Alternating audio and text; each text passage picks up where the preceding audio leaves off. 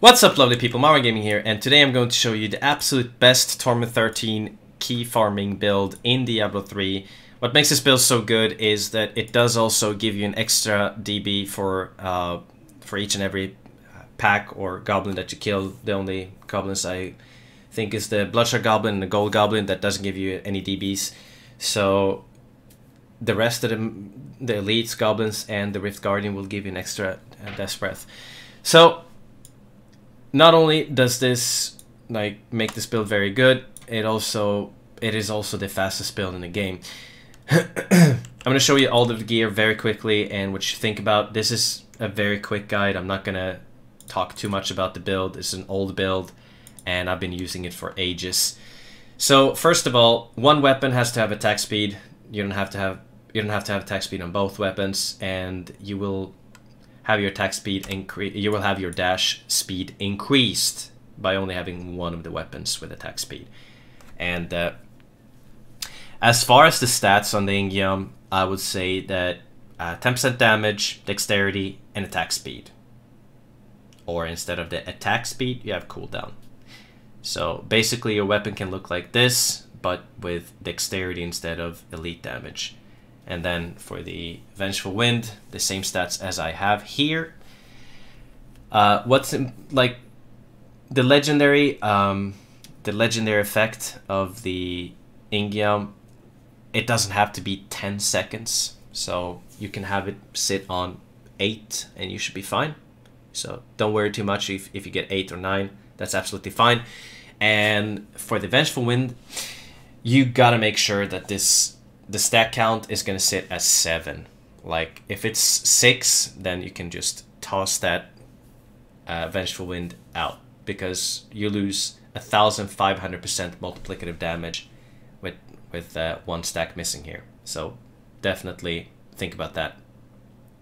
And obviously you want to have crit gems here. For the boots, you want to have Dexterity, Vitality, and Wave of Light damage. The two other stats here are really good, but it's just a bonus. So those 3 stats are important. You want to have a little bit of Vitality for the first couple of mobs that you face in the Rift. For the pants, exactly the same stats as I have, same gems as well. For the belt, same as I have. Better belt would be if you had all resist here instead. For the chest, Dexterity, Vitality, and Pickup Radius. And the rest, the 2 other stats are a bonus. And same gems here as well. So you gotta have Dexterity gems. For the helm, you want to have Dexterity, crit chance, and Wave of Light damage. So I'd say it's easier to roll helm and boots. Boots, you gotta roll boots because there aren't any Sanwuku boots. So you are forced to roll boots. But also helm is easier to roll than gloves. So yeah, that's just my take on it. For gloves, obviously you're probably not gonna have quadfecta gloves. If it weren't for the attack speed giving your dash a faster animation, then I would actually go for this style here. Exactly these kind of stats. So it's definitely worth it once you can. I mean, even later on you will not use Bane of the Powerful, guys. Remember what I said now. As soon as you feel like you have enough damage, switch to Gogok of Swiftness. It does make you faster, just so you know. 15% attack speed, and on top of that you get 15% cooldown. So you could remove, for example, the cooldown here and put elite damage there instead, and bam, you get some more damage. So for the shoulders, you could either go with area damage or resource cost reduction here, but the same stats otherwise. Amulet, fire, crit, same stats on your Nemesis bracers. You can also use Pinto's Pride. It doesn't matter what you have here, actually.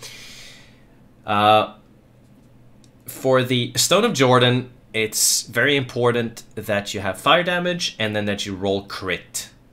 So roll crit on your Stone of Jordan, guys. Crit chance and not damage, not attack speed. Roll crit chance. This build doesn't have much crit chance. You're sitting at 50 to 55%. Like, that's it. And you wanna be balanced when it comes to crit chance and damage. So for early levels, I would use Bane of the Powerful. It definitely helps more. You always want to use Bane of the Trapped for this build, and especially for torments when it's going to be activated all the time. I mean, even for pushing, it's the best gem. As far as the Avarice Band, I would honestly cube Avarice Band, guys. I would cube Avarice Band, and I would use Nagel Ring. Nagel Ring will give you some magic find, and I don't see anything else being efficient nor good in that slot. Yeah, you could use Zodiac, but what is Zodiac gonna do? You're not gonna get anything from Zodiac. I'm gonna show you a rift. I'm gonna open up a rift. I'm not gonna pre-record a rift. I'm just gonna open up a rift instantly after we're done here and show you. You don't need Zodiac. So I would definitely use Avarice Band here, and I would use Nagel Ring on myself. If you use Avarice Band, if you use Nagel Ring in cube, you don't get the magic find, just so you know. You just get the legendary effect. That's it.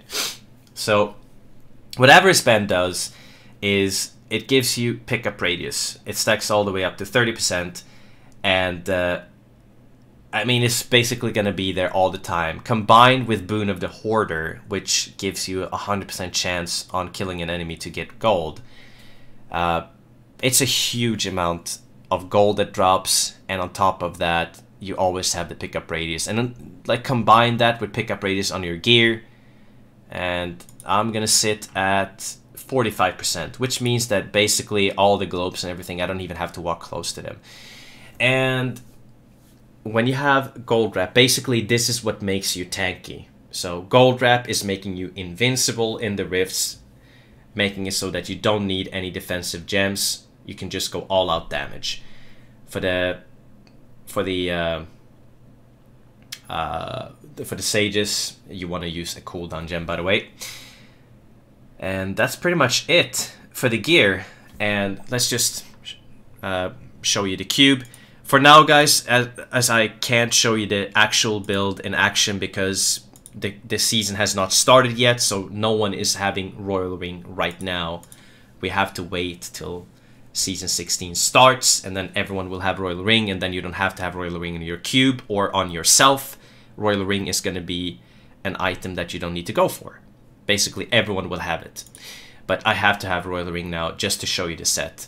So, anyways, but just skip that. Just dismiss this part. I mean, this is gonna change when the season when season 16 comes out. So you don't have to have Royal Ring here. You can have Nagel Ring on yourself and Avarice Band and cube. That's my advice, and that's how I would go, and that's how I'm gonna play as well. Let's see here. I'm gonna put on ring. Anyways, for the weapon, this is a two-handed weapon, so you want to use this in cube and basically decrease the amount of spirit that you need for Wave of Light by 50%, and give you an additional 550% multiplicative damage to Wave of Light. Pinter's Pride, 150% multiplicative damage. It also slows, so it does activate Bane of the Trapped. So yeah, for those enemies that are a little further away, they are also going to get hit and take full damage.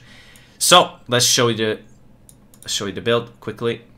And I'm sitting at, I think, 2.2 million damage. I did not skill any Paragon levels here. The build will be more powerful when the season comes out, so it's going to be more powerful than you can see right now.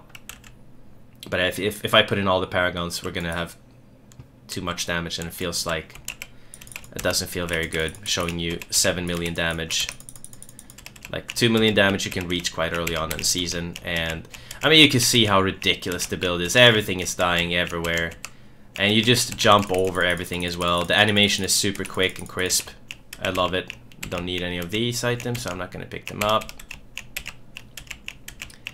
But yeah, this is an absolutely ridiculous build. Like, really, really crazy. I'm going to go through the skills as soon as I'm done with the floor here. Pretty damn good map to get, actually.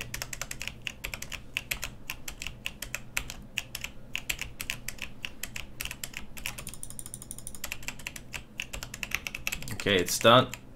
Nothing interesting there.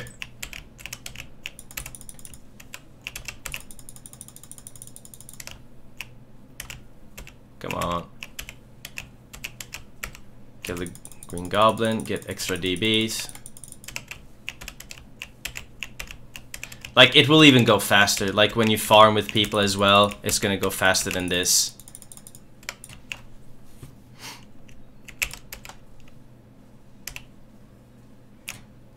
So there we go. And I'll show you the skills. So for skills, you want to have Wave of Light, Explosive Light. Definitely the best one to go for. Mystic Ally, you can be flexible here, but I would go for Mystic Ally. Sometimes you'll be low and like when you don't pay attention and then bam. It also gives you like an additional Spirit Regen. So I would definitely go for Mystic Ally, Air Ally. Sweeping Wind, Inner Storm, this gives you some Spirit Regen as well. So definitely go for Sweeping Wind, Inner Storm. Mantra, of Retribution. You can go for Conviction and go for Overrate. I mean, it's up to you. I would go for Retribution. This gives you attack speed, which makes your dash quicker. Which makes your dashes go faster.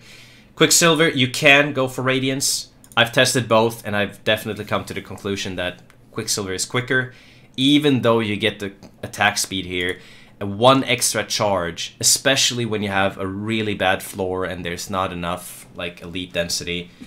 If you farm with people, you will usually be fine, but still, like you'll still go quicker than people using Radiance here.